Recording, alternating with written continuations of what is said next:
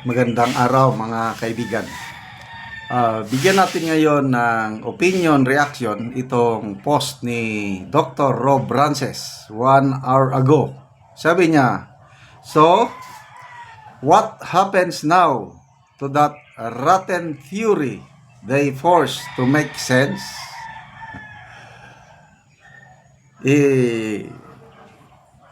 Nilagay dito ni Dr. Rob Rances ang pahayag ni alias Totoy, yung whistleblower sa missing Sabongeros. Kasi sinasabi ng DOJ na posibleng may connection ang war on drugs ni PRRD sa missing Sabongeros. Ito, pahayag ni alias Totoy, yung whistleblower. Alias Totoy, itinanggi na may connection ang drug war sa missing Sabongeros. Ibinahagi ni Julie Dondon Patidungan sa panayam sa kanya ng Bombo Radio na walang koneksyon ang gyera kontra droga ng dating Pangulong Rodrigo Duterte sa pagkawala ng mga Sabongero. Patay. Kasi itong missing Sabongeros, di ba, tagal na issue na ito? 4 or 5 years ago. Ngayon lang nabuhay muli. Dahil itong paglabas ni alias Totoy, Dondon. Tapos bigla na lang, I don't know saan galing yung theory na posibleng konektado sa war on drugs. So, ang star witness nila, umamin na mismo na walang kinalaman ang war on drugs ni Tatay Digong sa missing Sabongeros. So, ano na ngayon? Ay, nako. Magbasa tayo sa mga comments, ano? Orlando De Leon. Si General De Leon ito. "Goodbye, Totoy. Pinahiya mo si Boyeng." Silverio Garing, sabi niya, "Ha ha ha, tapos siya ngayon. Hindi na siya malalagay sa Witness Protection Program." Of course. Very devastating itong ganitong statement ng whistleblower. Gusto nilang ikunik eh. Ikaw naman, bigla kang nagsalita. Wala na. Enrique Hen, sabi niya, "Nakakalito na ang mga sumunod na mga pangyayari nang hindi na kinayang takpan ng issue ang Sabongero, ang totoong issue." Carmen Armen, "Naku po, lagot. Kung ako ikaw, Totoy, susuot na ako sa sako na may pabigat at tumalon sa Taal Lake." Sten Reyes, sabi niya, "Hindi na na-revise ang script." Primo Bulilan, "Okay lang yan. Di na tinatablan ang taong matagal ng patay ng hiya." Lorraine Manalansan, "Lahat na nang iko-connect sa mga Duterte, alam naman ng tao yan. Basta may problema sa bansa, Duterte ang sisisisi." Kanina umaga, nakakita ko ng post ni Cathy Binag. Nag-post siya ng parang headline story ng isang dyaryo. "Duterte linked to Magellan killings." So yung mga comments, pati daw ang pagkawala ng mga dinosaur, Duterte din. EJK, ano yan? Extra Jurassic killings. Pati pagkamatay ni Ninoy, pagkamatay ni Dr.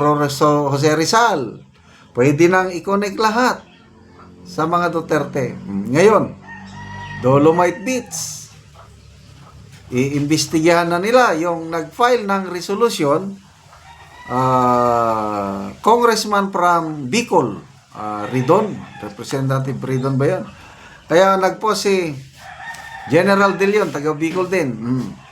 Itong Congressman by Bicol, from Bicol, gustong imbestigahan ang pagbaha sa Metro Manila dahil sa Dolomite Beach, kailang ayaw niyang imbestigahan ang pagbaha sa Bicol.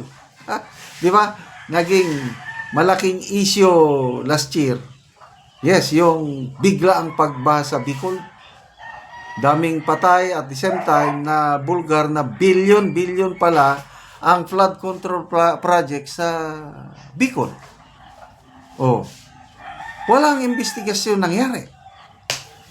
Kaya tama yung sabi ni Sasasot na buti pa ang Dolomite Beach imbestigahan dahil sa pagbaha ay ang 5,500 flood control projects wala lang, deadma lang. Ay, nako. Okay, so Ginay Kendi, patay, hindi na siya nagbasa ng script ni SOG. Baka malibing ka, Don. Lenny Hertes, ipipilit pa din ni Boying siyempre. Maghanap ulit ng ibang pwedeng ipalit para pagtakpan ang issue sa overdose drug involvement ng idol niya. Yung nangyari sa US, yung coke overdose, ito yung pilit nilang pinagtatakpan na I don't know kung kaya nilang depende na sa taong bayan. Wala daw kinalaman ang unang ginang, altered daw yung police report. Kailang posibleng na-alter yung police report, kailang yung medical examiner's report, yun ang mas importante. Walang nag-contest o walang nagsabing peke yun. Ang anong sinasabi ng medical examiner's report? Yung tao nakasama sa entourage ng First Lady namatay sa coke overdose. Yun. Doon sila problemado. Kaya, nakakapagtaka, for the first time in 3 years, biglang hindi sumama ang First Lady sa biyahe ng Pangulo sa US. Bakit? Ang tagal ninyong hinintay ito. So, nakakapagtaka rin, July 8, nilabas. July ba yan? Yeah, July 8, inilabas yung medical examiner's report after 1 week. Yan na, may invitasyon na. Punta na ang Pangulo sa Washington DC. What a timing. Kaya maraming worried, maraming speculation, haka-haka lang ito, na baka may blackmail. Sana naman huwag. Dahil nakataya dito ang ating seguridad. Sana ang national interest ang masunod, hindi yung personal interest. Salamat mga kaibigan sa inyong pagsubaybay sa ating channel. Nakakatulong kayo ng malaki sa tribong Talandig ng Bukidnon dahil ang sweldo natin sa channel na ito, pantulong natin sa tribo. Namimigay tayo ngayon ng mga yero at pako para makapagpatayo ng mas maayos na tahanan ang tribong Talandig. Panoorin nyo ang video na ito. Si Angkol ang natagaan og sin og mag-atop na ni siya karon.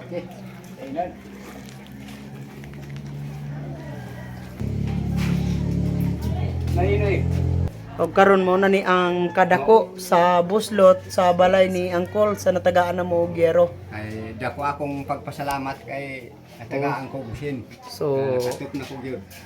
mga dagko na gid kayo ang buslot sa iyang yero. Magtanta nga gid si Angkol sa yero kay mag-atop na siya.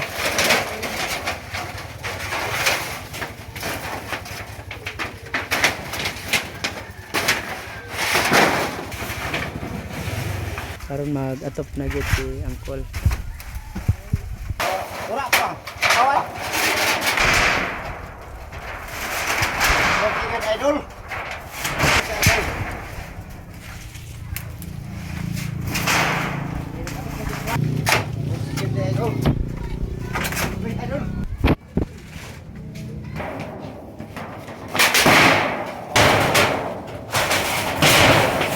Katop lagi si idol.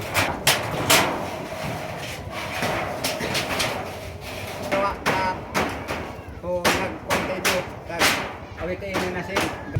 Karon naman na gyud si Uncle sa pag-atop sa iyang balay. So maayo na gyud nga tan-awon. Kayo sa Ginoo. Mga nakuha na ko sa video nga salamat sa Ginoo.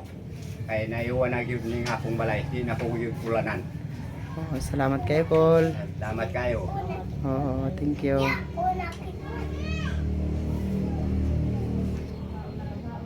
Tagsin, katop na tagyod. Mm-mm.